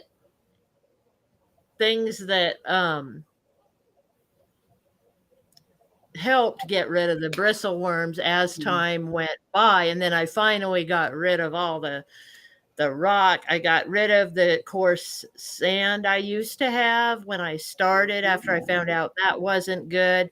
So just things along the way, I gradually got rid of those suckers. But yeah, but it's not. But it's the point. But they didn't cause a fatality. They didn't hurt anybody. It's not a death The sentence biggest to your problem- seahorse tank. Cheryl, you speak, and then we're going back to the comments. Go ahead. Okay. The biggest problem with bristleworms, and not so much with the great big ones, but with the small ones, is the seahorses are not when it comes to sourcing food. Nick them. I've seen more than one seahorse, not my own, but from videos that people have posted frantically, where they have spicules inside the snout, outside the snout, there's no chance that the seahorse is going to be able to eat. If you try to remove them, you're going to incur more damage to the snout and the inner mouth portion. It depending on how many you have, it turns into a death sentence for the seahorses. And Okay, so unfortunately, I'm gonna I've seen it in recent years. I'm gonna sum it up with: if you see bristleworms in your seahorse tank, get them out if you in any way you can, because you don't want them in there. However, don't say, oh shit, my tank's done, because they're all going to die, because Holly's proved that isn't the case. They can No, be you hurt if you leave clean 'em them up. and let them grow and let them have babies and all that. But just to go back to Heather's point was more about the hydroids, and it was: do not douse your tank with fenbendazole if you know you have bristleworms or feather dusters, because they're inside the rock or hidden in wherever, and when they die, it will cause an ammonia spike. So definitely want to make sure her point was Yes. made, because that's a good point. So That's depends on the tank. It always does. It depends on the seahorses, depends on the fish, depends on the tank. that's the flip side, Kelly. If you try to treat these with different medical procedures, you may be creating a bigger problem for yourself, because as they die, they're going to release a bunch of crap. Yep, absolutely. And remember, I have a medical background, and so everything I do is from a medical and zoological background. I have a little different perspective than a lot of people, because I look at it from medical. Okay. I know. That's why Wine Wednesday is so great, is because we have hobbyist breeders that have been doing seahorses for a long time. We have you and Dan with medical backgrounds. We have Ray that was literally as close to a professional breeder at the hobbyist level that you can get.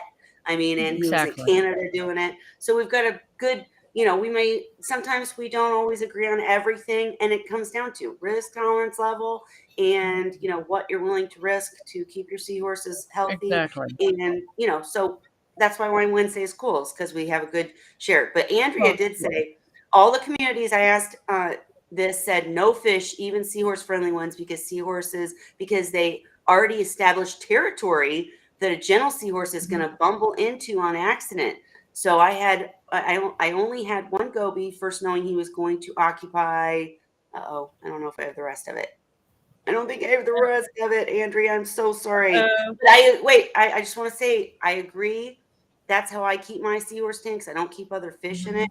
I do cleanup crew. And I'm just, I guess the point we were trying to make is, if you're going to do other fish, don't do ones that aren't seahorse friendly. And if you do seahorse friendly ones, do them the way Holly did. Put the seahorse friendly fish in first for 6 months, let them get comfortable, make sure there's no hydroids, aptasia, and make sure there's no diseases floating around, and then add your seahorses. But the preferable method, I absolutely agree with Andrea. And I've always said, what's my motto? Seahorses and snails, S&S. That's it. Seahorses and snails. Not all snails are good with seahorses, though. True. And not all snails are good with macros, for sure. For darn sure. But, all right. I'm running behind on the comments. Go ahead. Go ahead. It comes down to tolerance in the instance. And Shyla made the point, she actually treated the live rocks with fenbendazole before she got the seahorses, and it didn't have any bristleworms. So where do you think the bristleworms got added, you guys? I don't know what all, Shyla, I think you said the macros, right? Did you bring in any corals, snails, crabs? I think she added macros. I remember the previous comment. Sorry, guys. Wine. But I tried to keep up. But then Heather said, I had a female try to eat a bristleworm, got stuck in her throat. You removed it with tweezers. Luckily, not many now. Did that female live? Is what I want to know. The problem with bristleworms is they hide very well. It's very hard to spot unless you catch them coming out in the dark to do the dirty do. And there's typically, you have one bristleworm, you have very many bristleworms that are staying hidden. during the Yeah. day, and so you're not going to see them. I started learning their ways. I started because I always removed mine physically. And one thing I figured out about bristleworms is besides being inside of rocks, they like to hide under stuff, like Yep. under decoration or under whatever. So when I was tank cleaning, when I did my sand siphoning, I would move like I had, a decoration in the sand that I would move, and there'd be a batch of them under there, and I just vacuum them out with the siphon. Yep. And The eventually, thing honestly, with doing that by the Hang on, time I Cheryl. got done, by the time when I changed out the tank, I had no bristleworms left. I'd got them all out myself manually. They didn't reproduce enough, I guess, to keep up with me getting rid of them. Right. Because I had very few. And there was a time years ago when I had many and they were driving me nuts. But just by changing things out and manually removing them, figuring them out where they like to hide, what their little habits were. Well, there's also traps where you can catch bristleworms, and I would just say I with had one. hang on. The problem with bristleworms, the same as aptasia. Aptasia, you try to glue it, you try to pick it, whatever, it releases spores. Bristleworms, you try to pull it out, and one little teeny tiny piece of it stuck to something, it regrows. Well, It's like the seahorse problem is hang on, let Cheryl go. Hang on. in the snout. What, Cheryl? It's one of those things where the easiest way to eradicate some of this stuff, in my opinion, is to haul everything outside and bring out the flamethrower. Serious. Well, most of us can't do that. Most of us can't have like 15 quarantine tanks and hospital tanks and all this stuff. So I appreciate that Holly came up with an alternative for the fish theory. Again, only speaking about seahorse safe fish, and that Andrea said still probably these days don't do it for sure. But I mean, alternatives that, what you can do. And Shyla, if you do treat with the tank with Fenbendazole, I want to know personally what happens with each macro that you have and how it goes, because these are things we want to share. And no, I never treated a tank with macros, so I don't want to tell you wrong. But Holly, were you going to say something? No. You probably forgot. I talked too long. Sorry. No. I was just thinking. No, the way really I get rid of stuff is just by changing it out. Well, that's the other thing. Getting rid of all the stuff, get rid of all the sand, start new, get rid of the rocks, it was a big job. Yeah, labor intensive, but did it work? Yeah. Well, I know, but the thing is, there's people like me that I'm not going through all that. I mean, I have in my seahorse tank when I had aptasia, I literally cleared everything from one side of the tank and treated it, and then cleared the other side. And it was oh my gosh, it was a month-long process. It was terrible. It worked, as Holly said. If you're in a situation like that, please come to Wine Wednesday or Seahorse Sources group. We will help you figure it out. But the best method I think we're all getting to is handling things beforehand, buying aquaculture, buying captive bred, starting fresh with your rock. I personally don't use live rock. I use dry rock. I cycle it, put it in the tank, those kind of things. Ray's walking away. Are you mad or just feeding seahorses? Oh, my dog's having breathing problems. I'm gonna have to. Okay. Kelly, seriously, the best thing to do for sterilizing rock that you've had in a tank is also a flamethrower. Oh, Cheryl. I know reefers that, Ray left. If he comes back, I'll add him back. But I know reef keepers that use acid on rock. I mean, they don't play. Like, what's it called, you guys? I won't remember the name. I'm so bad with names. But carbonic acid or something. My friend Lori, who's unfortunately no longer with us, she used to educate me on reefing. Go ahead. Let me bug you for a second, Kelly. Yeah, Shyla just had a question about Fenbendazole, and stated that once you treated it, that basically it leaches out. That's if you're using the powdered form.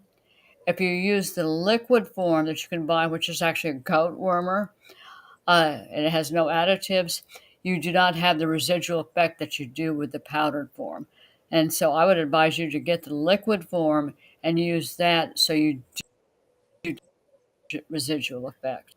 I appreciate that, but I'm going to disagree. I'm not going to disagree. I shouldn't say disagree. But now that you're talking about this, Shyla, and my memory's coming to me, I actually did have to treat a tank that had gorgonians in it. I don't know about macros, but with gorgonians, you can't add gorgonians to a tank that's been treated with fenbendazole for like 6 months. And you definitely can't treat a tank with gorgonians. So if you have gorgonians, move them and probably never put them back, because of course they could bring them back. But do not, if you have gorgonians, I can tell you from personal experience, they cannot handle fenbendazole or panicure, however you say it, even after the treatment. They cannot handle it. So just to put that out there. But with macros and other things, Cheryl's absolutely right. Yeah, I agree with you, Kelly. And definitely the liquid form of fenbendazole is the way to go. I made that mistake when I first tried to use it. Dan instructed me to get it, and I went to a supply store and got the powder or the crystallized powder form, and oh, it was a damn mess. I was like, why isn't this working? And he finally said, you idiot, get the liquid. But we don't know that. Somebody tells us. When I first started, we were told to go buy packets of dog wormer. Yep. At the Kmart. Jeez. That was not pleasant. Nope. So while we have a break in the comment section, I do have to go get my daughter when she calls. So we're running close. But Holly, anything else to update us on, talk about? Nope. Everybody's doing fine. I have to say that since I got rid of the live rock in the display tank, it's almost 2 months down the road now. Give me a high five. Give me a high five. It's doing great. It's so much easier to keep clean. Everybody's happy. Everybody's happy in there, and they're so much easier to take care of. Way less time to clean that tank. I did it in less than an hour today, and there wasn't hardly even algae film anywhere. I didn't have to use the bleach bucket. I didn't have to fight green hair algae. To do the siphoning under the decorations, I just move them aside, because I've got some caves and things in the bare bottom you side. Slide them over. Just kind of lift them and move them and siphon under them and move stuff around a little bit, get that clean. The sand side is staying clean because I don't really feed the seahorses on that side. Mm-hmm. Yeah. So the food isn't really getting in the sand. The only thing I've got going on now is because, like I said, my tank's been going so long, the cleanup crew and everybody I've had for a long time. So they're less of a what did you do last month? And more of a we're gonna all eat together crew. Yeah. So they're not the seahorses are deciding they want to be the cleanup crew now. Because this is their first time with bare bottom. So they're going around the bottom of the tank like the cleanup crew does, looking for stuff while the cleanup crew is eating out of their dish. But everybody's eating and getting along but yeah. So I would say my problem with that, I'm so happy for you, first of all. Second of all, my problem with that is I love my aquascape with the rock. So I'm not getting rid of my rock. Yeah. But I did cycle it ahead of time. Bleach cycled, it was dry. So, I'm not having those kind of problems. I know what you're saying. We had the discussion about could rock be, consuming and keeping phosphates and organics and stuff. And you're proving that it's working. I would just say, wait. I would just say, after I started using AquaChar, I literally go to the tank. I'm going to go take a picture right now and show you guys before we leave, because Today is my water. I always do my water changes after Wine Wednesday, which isn't very Mhm. smart because I'm drinking wine. That's why I ended up spilling formalin. But hey, that's when I do my water changes. So I would just tell you, I can't believe the tank needs a water change, which is amazing. So Mhm. we need to talk more about AquaChar and CharChambers soon again, because I'm just so impressed. But I get your point that it's working out better for you now that you've removed it. Maybe I'm showing an alternative. Maybe you just use Mhm. AquaChar and kind of go with the flow. But you guys talk while I go get my picture, will you? Just chat. Yeah, yeah. Holly? So I personally love that look. You know, I love the look of the gorgonians and rocks and all those things in a tank. But just for me, I found it's too much maintenance. There's too much labor involved in maintaining all Yeah. the different organisms in a tank like that for me. It's so much easier working with bare bottom tanks. And again, I built those little rock holders for my artificial corals, but they're easy because Mhm. they're locked in there, and I can just pick them up and move them to another spot and still clean off Mhm. everything underneath them in a heartbeat. Yes. It makes my life so for me because I'm not killing myself trying to clean sand and all this other stuff. Yeah. And just the more things, the more organisms you have, they have different requirements, all the different corals and things. So you're having to do more tests, maintain pH, and because I've had corals before back in the day, and I remember having to, add different things like iodine and stuff. I had to add buffers to keep my pH high enough, and just all the little stuff adds up, and the seahorses are enough for me as far as labor. Yeah. So I Well, just kind of let those other things go. But I do think they're cool. They're just not for me at this time. yeah, yeah. I mean, my first reef tank, I was in my 20s, so that was a long time ago. And back then, nobody knew enough to worry about additives and all this other crap. And it was Hmm. trial by error. The only thing I managed to keep going long term were scallops. Don't ask me. Something about my water the scallops liked. But it's one of those Nice. things where when They're you cute. get now the state of the art is advanced.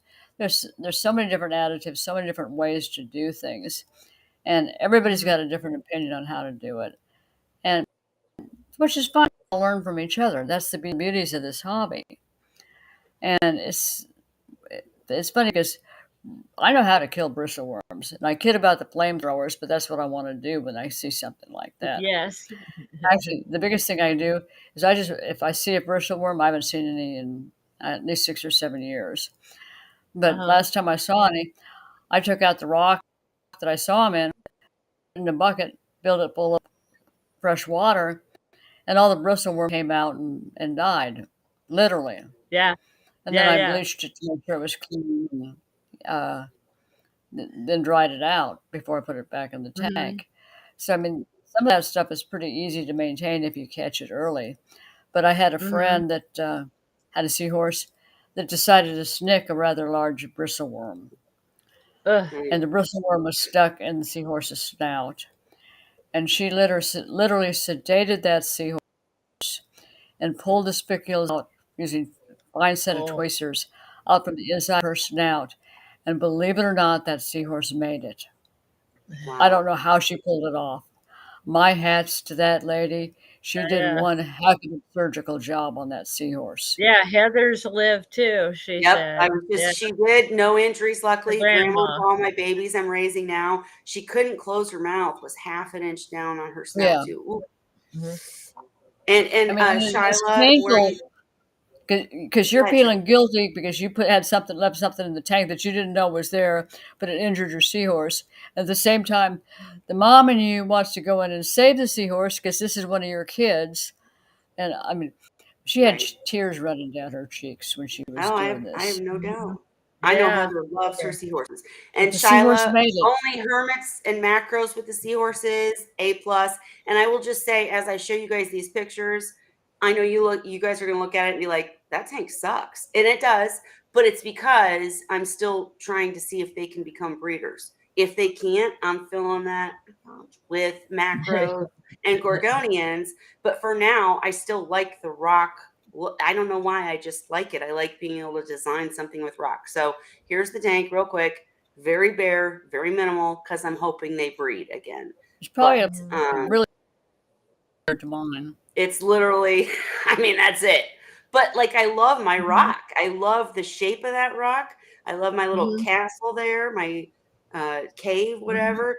I'll tell you what, my very first pair of seahorses, he had a cave like this. It was, of course, covered with macros and beautiful and not just plain, but he always was in the cave. It had a back to it. It was like up against the back.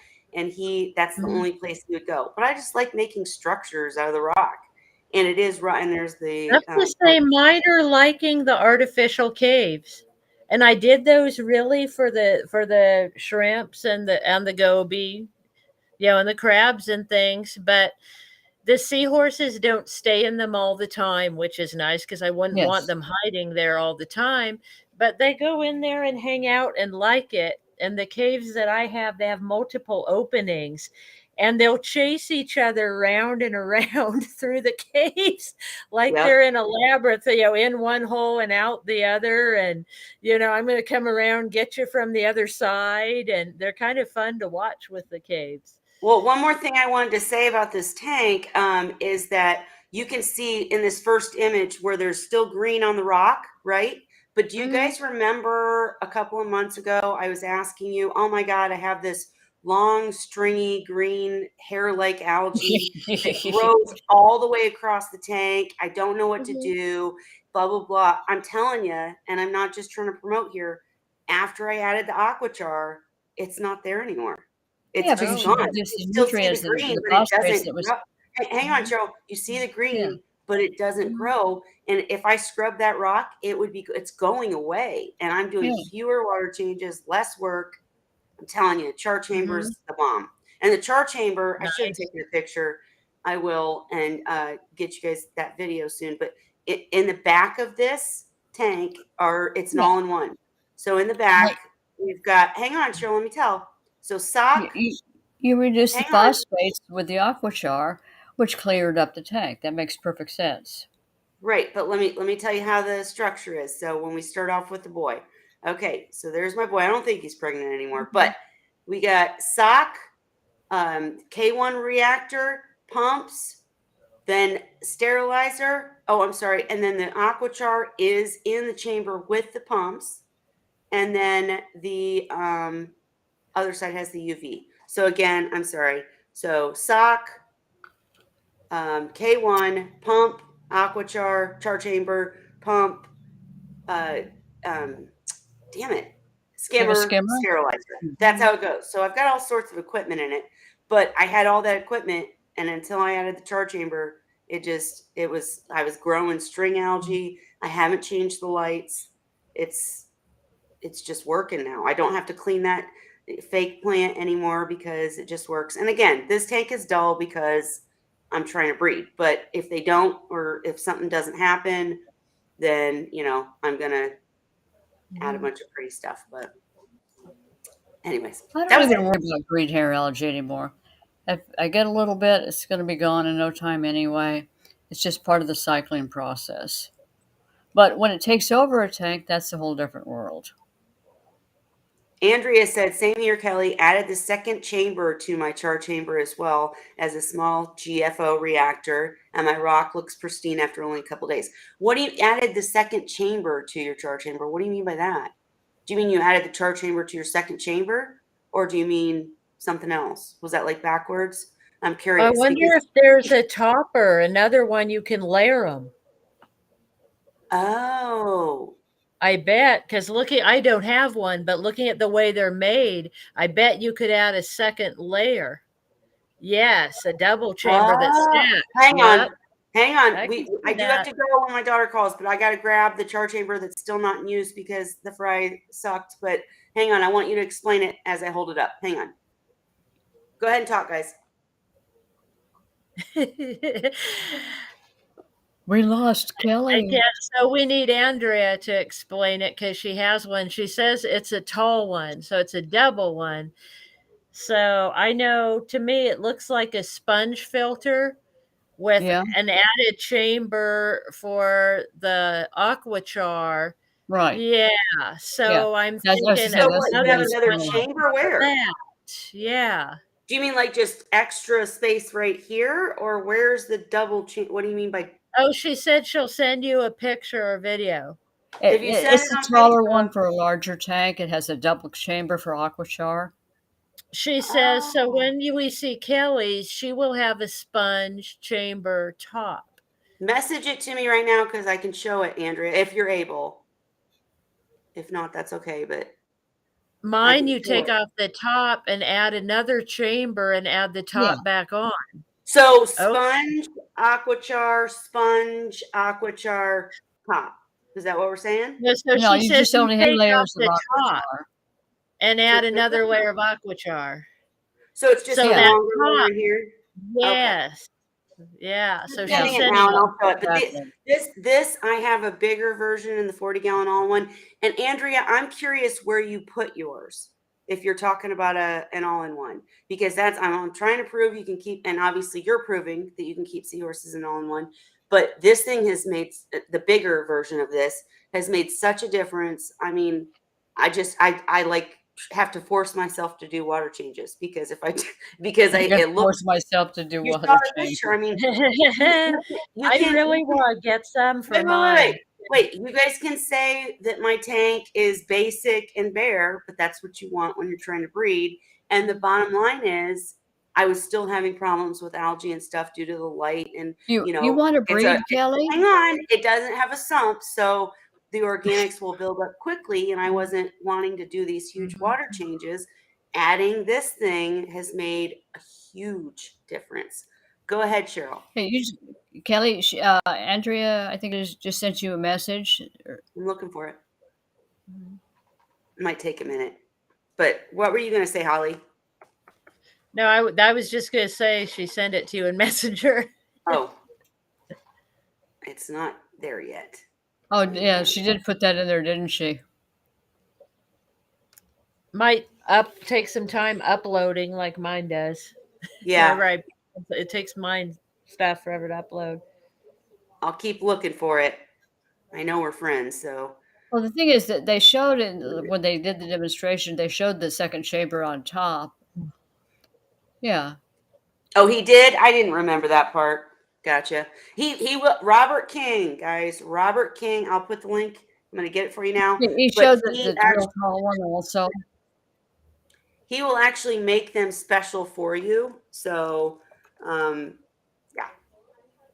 Here's the link. Has we if got a you're interested. 49-gallon tank that'll do 49 gallons worth of AquaChar? No, I'm kidding. Then I No, could but put you- everything on one system and I'd be clean. Well, we don't like one system, you know that, Cheryl. But yeah, he absolutely is fine with doing specialized. Well, I had it. Hang on. Doing specialized. There it is. Yeah, I'd like to add some, when I'm ready to. That's one of my goals is to add that to my systems. See, and you have a 65-gallon with a 20-gallon sump, Andrea. That's even better. I'm trying to make this work in a 40-gallon all-in-one. We all prefer sumps for sure, guys, but My stumps are 20. I'm just trying to prove that you can do. I have a 49-gallon sump. Anybody need a 46-gallon sump? Nope. But I was just gonna say I'm trying to prove, because we have Cheryl. I would like one. We have Cheryl, Dan, and Ray that show us the absolute best way to do things, especially if you're trying to breed. And I'm trying to say, hey, but don't be scared of seahorses. You can keep them in an easy way. So I'm trying to show the easy way to just keep seahorses. And then, of course, I also want fry, so I'm keeping it bare. There's only 3 seahorses in there, 2 females, 1 male. And hoping that they give me a better batch of fry than 10. But if they don't, it's going to end up just a seahorse tank, and I may try breeding in a separate tank. But in that tank, I would quarantine the heck out of and then add macros and gorgonians. But let's He see. can't decide which girl he wants, and they're fighting over between each other. So he's just staying out of the wars until they decide who's going to be top seahorse that he can breed with. He's afraid of them. Maybe I was looking. Kelly's searching for something. Well, I was looking for the phone because I still haven't gotten the message from her. Sorry. I want to show it, but I don't see it. I checked text and messenger. It might be because I'm using up so much bandwidth doing all this. I'm sorry. But if I don't get it before we stop, Andrea, I'll show it next week. But that's really awesome that it's working well for you too. So do you have the CHARCHAMBER? You got the auto reply. Oh, you sent. I'm stupid. I thought you were sending it to Mimi, not Seahorse Whisperer. Hang on. Oh, she said she'd send it to me too. Yeah, go ahead. She sent it to the page, not me. That was my bad. Yeah, look on but the if page. you get it first, show it, Holly, because mine's just taking a minute here. Yeah. Why is it not letting me? Hey, Holly, what's on the left side of your face that's sticking out like a big ear?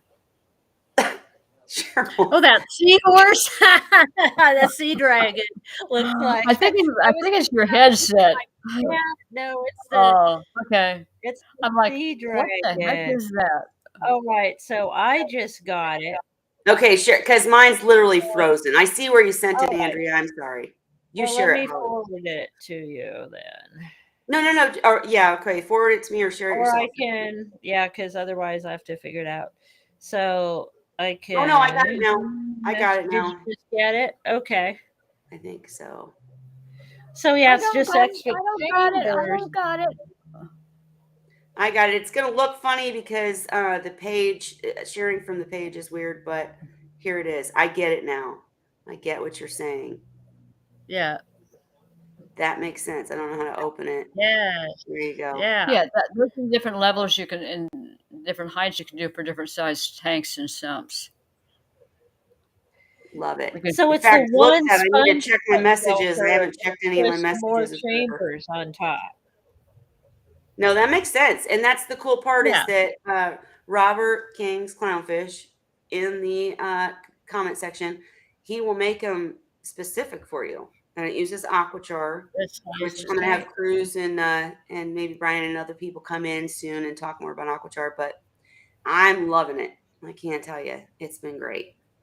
So very cool. And for me, like it was the one that he sent me, I think was rated 30 to 40 gallons. So it's I could use bigger, but because it's an all-in-one and I don't have the sump, it had to fit under the water level. I had that same problem with the K1. So Same here. Yeah, Kelly, just on a side note, if you can find some old 58-gallon oceanic tanks, they're over 2 inches taller, but they have the same footprint. And they're 58 gallons versus 40 gallons. I have several of them and I love them. No, I agree with you. No more tanks. No, I wasn't saying that. I was saying I agree with you 110%. But again, remember my entire goal with this 40-gallon one was to show that someone that can't in an apartment or whatever have a huge tank, you can still keep seahorses. So I'm trying to find the best ways to keep seahorses in that smaller circumstance. Coming up with formulas for you really need to do this much of a water change. And of course, every tank's different. But I'm just trying to figure that out. And I'll honestly have better input and information once I stop trying to breed, because then I'll put other things in the tank. So it's not so bare. Right now it's just bare and they're like, whatever, what do we have to do besides transfer eggs? Yeah. Go ahead, Cheryl. Yeah, the problem with getting a pair of seahorses, they have babies.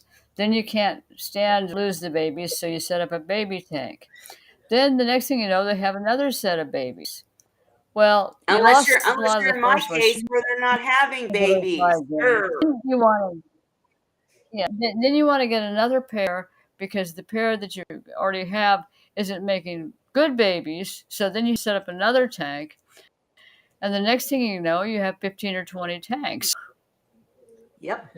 Yeah. Been there, called done that. life. Probably do it again. I'll probably end up with a sea shed. Heather's gonna make the Heather. As this becomes more successful, you're gonna end up like selling these. I really could see it. Buy your sea shed and have it all set up with the equipment and how. I can see it. Yeah. But all right, guys, my daughter's gonna call anytime. But anything else we gotta discuss? Did I miss anything? Don't forget 16th is Seahorse Source Part 3. Anything else, or can we? I still have wine tonight. Look at that. Dan will be here on the 15th. Dan will be here on the 16th. He's going to be the. I always We're like it going when to Dan focus comes on. on. What? What'd you say? I didn't hear what you said, Cheryl. I well. said Dan. There you go. All right. Well, then, ladies, for tonight and everyone in the audience, thank you for joining us. We appreciate you. Your questions help us make a fun channel. So please come back, tell your friends. But for tonight, we're going to cheers off with, what was the beer company, Holly? Sierra Nevada. Find that link in the Sierra description. Nevada Brewing Company in Chico, California. She's got the beer. I've Mail got the me wine. some. And we're saying good night. Happy